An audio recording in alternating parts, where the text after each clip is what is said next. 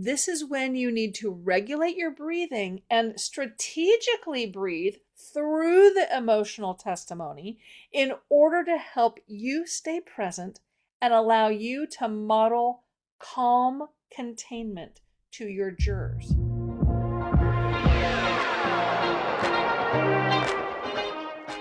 Welcome to the Foster Your Voice podcast with me, Kristi Foster. After a 30-year career in music and theater, I never imagined I'd be coaching trial attorneys. But once I entered your world, I quickly realized how critical and underutilized voice is in the courtroom. The truth is, you don't win trials with brute strength. You win with your voice. I'll give you tools to unlock your voice so you can communicate not just with purpose, but on purpose. If you want quick action tips to help you stay calm and in control, keep jurors engaged, and inspire your listeners to action, all through the power of your voice, you're in the right place. I'm Kristi Foster, and I'm here to help you foster your voice. Hello, Foster fam. Welcome back to today's episode of the Foster Your Voice podcast. I'm, of course, your host, Kristi Foster. If you haven't already, please do leave a 5-star rating and a quick review, and then share an episode with a colleague. Also, find me on LinkedIn so we can connect our networks. And as always, let me know how I can support your trial prep or your courtroom communication strategies. Just reach out anytime. Now, today I want to talk about something that, well, it might be a bunch of hooey. Honestly, I've not tried it, and when I think about it, I get a little side-eye skeptical expression. So, I'm going to tell you about it, and then I want to know if it's something that you've ever done, and if you have, if it's been a useful strategy for you. Okay, so when I think back on my life, I can definitely see how I've had kind of low-level anxiety the whole time. Just a bit of an undercurrent that has shaped my life and how I move through the world. Now, I don't know if you're familiar with the Enneagram framework, but I'm an Enneagram 6 with a 5 wing. So, what does that mean? Well, and by the way, this is not the hooey part. 6s are worst case scenario planners. We keep our eyes peeled for possible threats and then mentally kind of rehearse through how things could play out.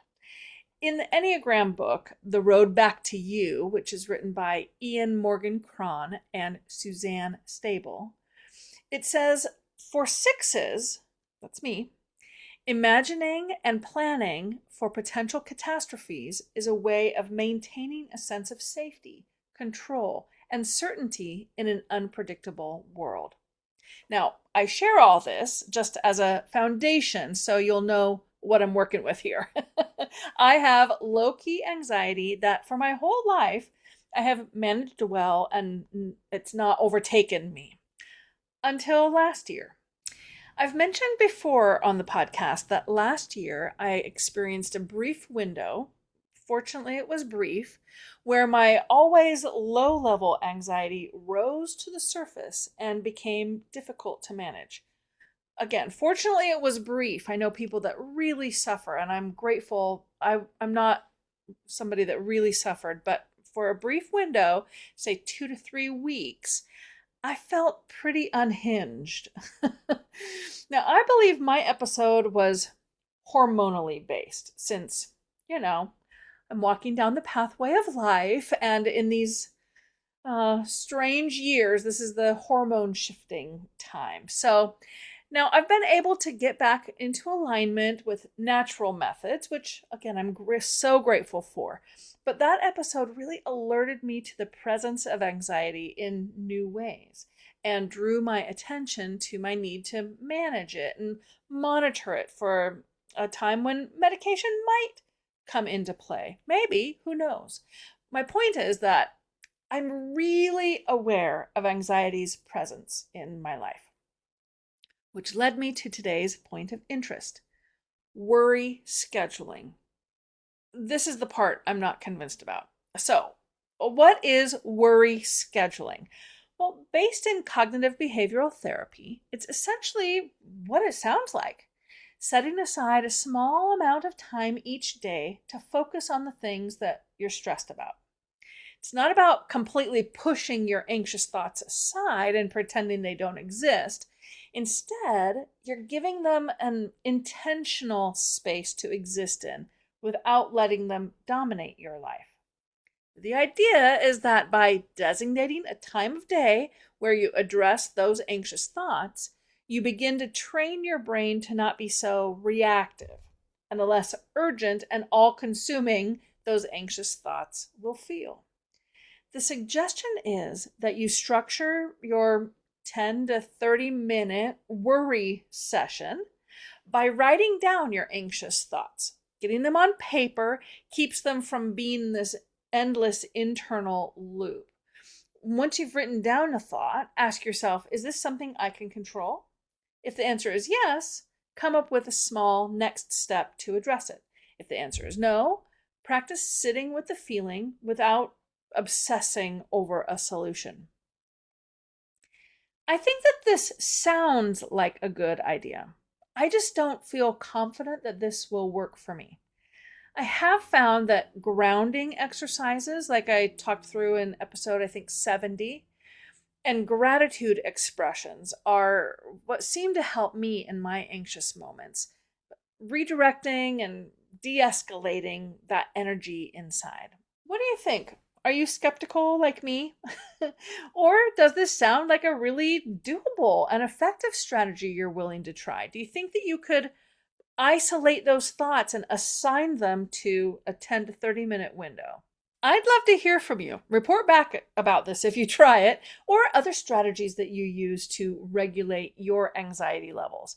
Send me an email at Kristi@fostervoicestudio.com or send me a DM on Instagram or LinkedIn. Hey, real quick, if your jurors look confused when you say liability, standard of care, or damages, they're not tuning out because they don't care. They're tuning out because they don't speak law.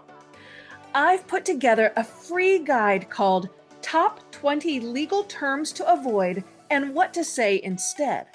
It'll help you simplify your language without losing credibility, so your message actually lands.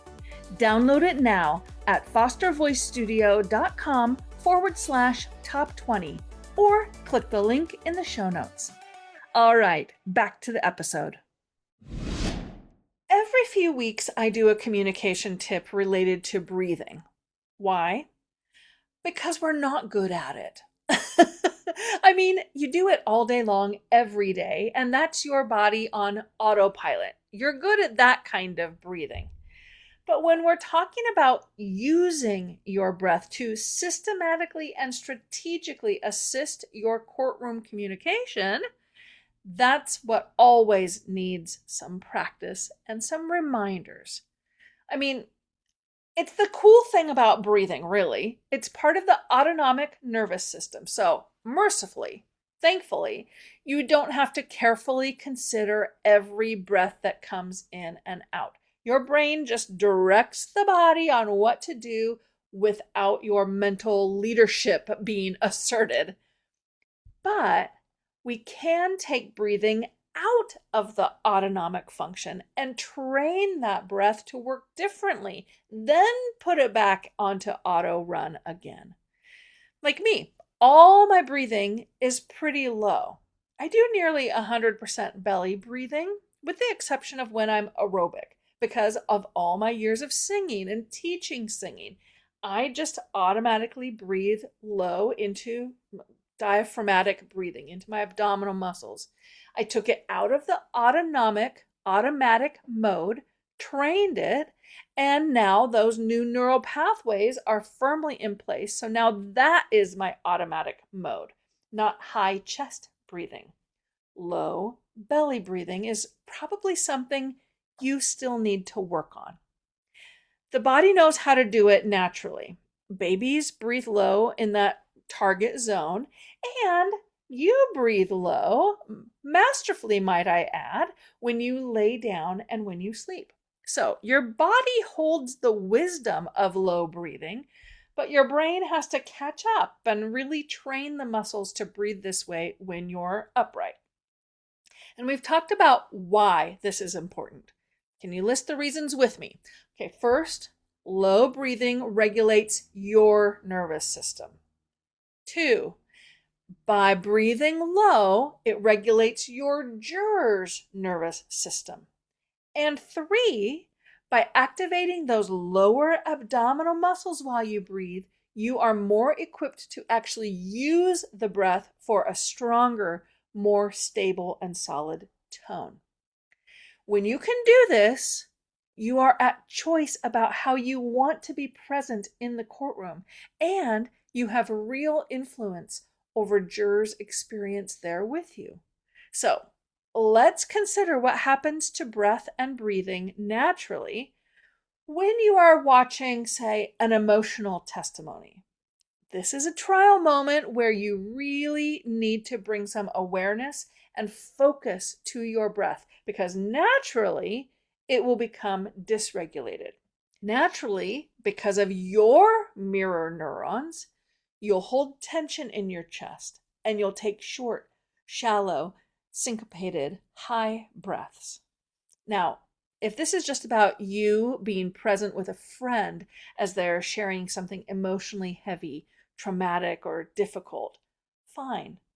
The way you breathe with them is fine, because that's not a high stakes communication moment. In trial, though, you are in service to the jury and you are duty bound to help them navigate their way through this experience so that they can make a thoughtful and just decision. So you can't just be in hang out with your client like a friend mode, hang out with your witness like a friend mode. This is when you need to regulate your breathing and strategically breathe through the emotional testimony in order to help you stay present and allow you to model calm containment to your jurors. That's how you serve the moment. Focus on your breathing. The witness will sense your presence in the moment, and your jurors will subconsciously get the breath management direction they need. Start practicing this. Until next time, keep fostering your voice. Thanks for pulling up a seat with me today and for being part of the Foster fam. Make sure you're subscribed to the podcast so you don't miss a single episode. And while you're at it, go ahead and leave a review or a comment so I can give you a shout out on a future episode. During the week, you can find me on Instagram at Foster Voice Studio, where I'm dropping little nuggets of vocal technique and leadership wisdom.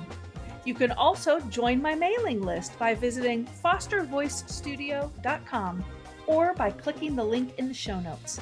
I'll send a weekly vocal tip every Tuesday directly to your inbox. Until then, keep fostering your voice.